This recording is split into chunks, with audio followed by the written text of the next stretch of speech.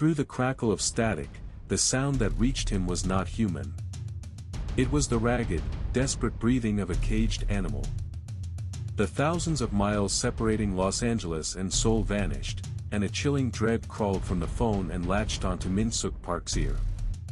It was 3 a.m. His wife, Soo-jin, who was supposed to be basking under the California sun, was somewhere in the darkness, frantically digging. Thump, thump. The sound of a shovel biting into dry earth. The rustle of dead leaves. The sounds drilled into his eardrum. Min-suk's voice trembled. "Honey, what about the baby? Did he get his citizenship?" A scratching, metallic laugh scraped through the receiver. "Oh yes, Min-suk. He's an American now. Forever. No one can ever take him away. Ever." Her voice held no joy, no sadness, only the terrifying certainty of madness. Let's rewind the clock, exactly 6 months before that horrifying call. The summer in Korea was suffocatingly humid. In their cramped, rented apartment on the outskirts of Seoul, dark spots of mold bloomed on the wallpaper, a permanent scar from the rainy season. But Soo-jin's eyes saw none of it. In her hands, she held a glossy brochure for a luxury postpartum retreat, its pages filled with images of sun-drenched California beaches. The old fan rattled, pushing lukewarm air around the room, but in Soo-jin's mind, she was already in paradise. When her husband Min-suk walked in, his shirt damp with sweat from another long day at the office, she whispered as if reciting a magic spell. "Look at this, darling. With an American passport, our child's life will be set. No mandatory military service, no soul-crushing college entrance exams. I can't let him live a life like yours. A life like yours." Those words were a knife, twisting in Min-suk's heart. He was a decent man, a diligent office worker, but he was drowning in the quiet desperation of never being able to afford a home of his own. Soo-jin knew his guilt, and she knew exactly how to use it. Her obsession with giving her child a better life was wrapped in the noble disguise of a mother's love. That night, they sat with a calculator. Flights, living expenses, hospital bills, and the broker's fee. The total came to nearly $200,000, a fortune that would take Min-suk 5 years of saving every single penny he earned. But Soo-jin's eyes were hard, unyielding. "This isn't an expense," she declared. "It's an investment. The best investment in the world." In the end, Min-suk's trembling hands stamped the loan documents. Second-tier lenders, maxed-out credit cards, even a secret mortgage against his parents' home. As the red ink bled onto the paper, he felt a wave of dizziness, as if he were selling his own blood. A few days later, Soo-jin, 7 months pregnant, boarded a plane alone. As the gate door slid shut, a strange and terrible feeling of dread washed over Min-suk. The sight of his wife's back, walking away without a single glance behind her, felt terrifyingly final. Left alone in the empty apartment, he prepared a cup of instant noodles and made a promise to himself. "Just a few months of hardship," he thought, "and my child will come home an American." He had no idea he was witnessing the prologue to a tragedy. Meanwhile, after a 12-hour flight, the paradise Soo-jin expected was nowhere to be found. The broker who met her at LAX, a woman who called herself Madam Kim, was draped in designer logos, but her eyes glittered with the predatory hunger of a hyena. The car didn't head for Beverly Hills. It wound its way to a rundown neighborhood on the outskirts of the city. "Is this it?" Soo-jin asked, her voice tight with confusion. Madam Kim scoffed. "Don't you know how strict immigration is these days? You'll stay here for now. It's safer." The place she led Soo-jin to was a basement room thick with the smell of mold. Thin plywood walls barely separated the spaces, and through them, Soo-jin could hear the angry, nervous cries of other pregnant women. This wasn't a luxury retreat, it was a holding pen for desperate women whose dreams were being held for ransom. The meals were nothing but cold seaweed soup and rice. The only medical staff was a single nursing assistant whose credentials seemed highly questionable. Every time Soo-jin tried to protest, Madam Kim would tap her calculator. The lawyer's fees went up. The hospital needs a bigger deposit. You want to leave? Fine. I can make one call and have you reported as an illegal alien. Is that what you want? Trapped by threats and manipulation, Soo-jin had no choice but to call Min-suk. Honey, things are more expensive than I thought. Can you send a little more? Her voice shook, but she couldn't bring herself to tell him the truth.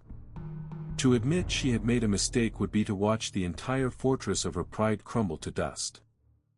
So Soo-jin began to live a meticulous double life. Her reality was a rat-infested basement, but her social media was a curated fantasy of sun-drenched LA.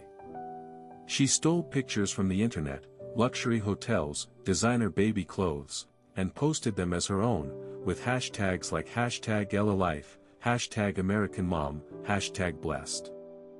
Friends back in Korea flooded her posts with envious comments, and for a few fleeting moments, reading them allowed her to forget her miserable truth. Meanwhile, in Korea, Min-suk was wasting away. His salary was wired away the moment it hit his account. He skipped lunches and ate cheap convenience store meals to save a few dollars. Every night, he'd look at the glamorous photos Soo-jin sent and reassure himself. My wife and my child are living the good life. My sacrifice is worth it. But the cost of that sacrifice was far more than he could ever imagine. As her due date neared, Madam Kim's demands became more brazen. Soo-jin, we need a cash deposit for the surgery. The hospital won't admit you without it. When Min-suk confessed he had no more money to borrow, Soo-jin felt the cliff's edge beneath her feet. That's when Madam Kim made a hushed, sinister offer. If you're really out of money, there is one other way. We can apply for low-income medical aid. We'll fake your identity. But if anything goes wrong, it's all on you. For Soo-jin, whose moral compass had already shattered, there was no other choice. Using a forged identity, she walked into a grim, free clinic. With every kick from the baby inside her, she whispered, "You will be an American. Mommy will make it happen, no matter what." Then, on the fateful day, a short text message arrived on Min-suk's phone. "It's a prince. 7 pounds healthy." Min-suk shouted with joy in his office. As his colleagues congratulated him, he immediately tried to video call his wife. But the screen just read, "Unable to connect." Hours later, a message came through. "The internet here is so slow. Wi-Fi keeps dropping. I'll call you when I'm settled." Min-suk thought it was strange, but he chalked it up to the exhaustion of a new mother. But later never came. Not after a week, not after a month. Every time Min-suk begged to see his son's face, Soo-jin had an excuse. "He's sleeping. He's with the doctor." For the first time, a cold sliver of suspicion began to sprout in Min-suk's heart. 3 months passed. Min-suk's bank account was deep in the red, and foreclosure notices started arriving. He had no one left to borrow from. When he finally told Soo-jin the money had run out, her response wasn't sympathy. It was a sharp, piercing scream. "You're the man of the house. You're supposed to provide. We don't even have money for formula." In that instant, something inside Min-suk snapped. The role he had been playing, the good husband, the sacrificing father, crumbled away, exposing the raw, brutal reality. He left work without a word and, with his last remaining credit card, bought a one-way ticket to Los Angeles. "I have to see what's happening with my own eyes," he thought. It was the last act of a man desperate to hold his family together.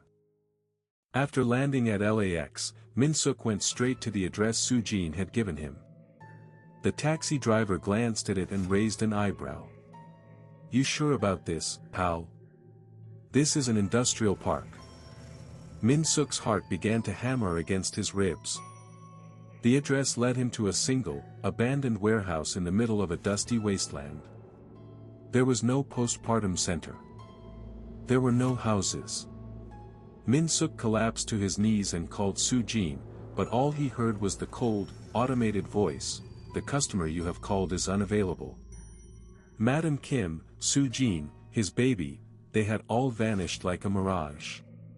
Like a madman, Min-suk began his search, going to every Korean market, every restaurant, posting on community websites, showing Soo-jin's picture to anyone who would listen. After 3 sleepless days, a tip came from an elderly homeless man. "That woman. I think I saw her in the encampment downtown. She was talking to herself, holding something." Min-suk ran to the infamous Skid Row. Amid the stench of filth and despair, in a place where all hope had died, he saw a familiar silhouette. A tattered designer dress, matted bobbed hair, and vacant, haunted eyes. It was Soo-jin. She was huddled in the corner of a makeshift tent, clutching a bundle of dirty blankets to her chest. "Honey." Soo-jin. At the sound of his voice, she slowly looked up. But there was no recognition in her eyes, only a strange and primal terror. With legs that felt like lead, Min-suk approached her. Soo-jin scrambled backwards, pulling the bundle of blankets tighter. "Stay away. He's my baby. He's an American citizen." Her voice was a cracked, guttural shriek. Min-suk fought back tears, trying to soothe her. "Okay, I know. Our baby, let Daddy see him. Please." He reached out a trembling hand and gently took hold of the corner of the blanket. Soo-jin snarled like a cornered animal, but she had been starving for days and had no strength to resist. Slowly, so slowly, Min-suk pulled the blanket away, expecting to see the face of his angelic child. But as the blanket fell open, Min-suk's world stopped. There was no baby. Inside the blankets lay a wad of crumpled papers, rotting orange peels, and a single, empty can of baby formula.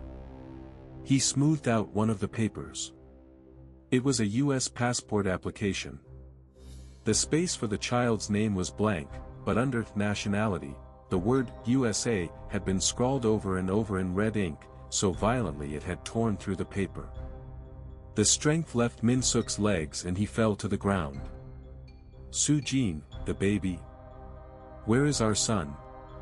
At his desperate cry, Soo-jin just smiled a crooked smile, stroking a piece of rotten fruit. "He's right here. He's sleeping. Shoo, you'll wake him." And in that horrifying moment, Min-suk finally understood. His wife had lost her mind. And his son was gone. The truth, when it came, was brutal. The police investigation revealed the whole sordid story. The baby had been born, but with a congenital respiratory condition that required immediate, expensive incubator care. The hospital bills mounted into the thousands each day. Madam Kim, having already gambled away the money Min-suk sent, told Soo-jin to give up the child. "If you can't pay, they'll arrest you. Just give him up for adoption. He'll be better off with rich American parents." At first, Soo-jin refused. But after Madam Kim disappeared and the hospital threatened to discharge her, she finally broke. She gave up her son, not to save his life, but to hide her own catastrophic failure. On the day her nameless baby was taken to a foster home, the only thing Soo-jin kept was not a lock of his hair, but a blank passport application. After abandoning her child, Soo-jin couldn't go back to Korea. The shame, the judgment, the brand of being a failure was a fate worse than death. So she wandered the streets of LA, building a fantasy. She told herself her baby was fine, that he was an American citizen. One lie led to another, until the line between reality and delusion blurred and then disappeared completely. That coveted blue passport wasn't meant to be wings for her son, it had become the iron bars of her own prison. Watching Soo-jin stare blankly through the glass of the interrogation room, Min-suk beat his chest and sobbed. Her vanity had created a monster, but he knew, with crushing certainty, that his own quiet compliance had fed it. In the end, Soo-jin was arrested by the LAPD for child abandonment and fraud. News came that Madam Kim had been caught near the Mexican border, but the money was gone, and the baby's whereabouts were a mystery. The adoption records were forged, there was no way to even know if he was still alive. Min-suk wanted to hire a lawyer, but he didn't have $10 to his name. As the police led Soo-jin away, he screamed her name, but she didn't look back. She was muttering to herself. "My son is an American, he lives in Beverly Hills." Even in handcuffs, her fantasy would not let her go. When it was all over, Min-suk stood alone in the departure terminal at LAX. He had arrived with a sliver of hope. He was leaving with a mountain of debt and a shattered family. Through the vast glass windows, the California sun was setting in a blaze of orange and red, but to Min-suk, it was all just shades of gray. His phone vibrated in his pocket. It was a debt collector from a credit card company back in Korea. He didn't answer. He just quietly pressed the end call button. His wife's first words from that brochure echoed in his mind, a ghostly whisper he would never escape, "I can't let him live a life like yours." As we close our story, we want to share with you an unsent message, found in the drafts folder of Soo-jin's phone. It reads, "We finally got it. Our baby's blue passport. Now you have the whole world in your hands. Mommy did it." There was no picture attached. The text just hung there, a hollow echo trapped on a screen. Perhaps that blue passport she wanted so desperately was never about her child's happiness. Perhaps it was always meant to be a trophy, a way to fill the gaping hole in her own self-worth. The ghost baby of Beverly Hills leaves us with a haunting question: when a parent's desire uses a child's life as collateral, how devastating is the price of failure? The plane lifts off the runway, climbing into the night. Min-suk stares out the window at the glittering sprawl of Los Angeles receding below. His heart aches with the thought that somewhere in that ocean of lights, his son might be breathing, living a life he will never be a part of. But he must go back. Back to the cold reality of debt and loneliness that awaits him. It makes you wonder, what is it we are truly trying to give our children? A piece of paper that says where they belong? Or the warmth of our arms that shows them they are loved? As the plane disappears into the vast darkness over the Pacific, our story comes to a close. This has been Mystery Theater.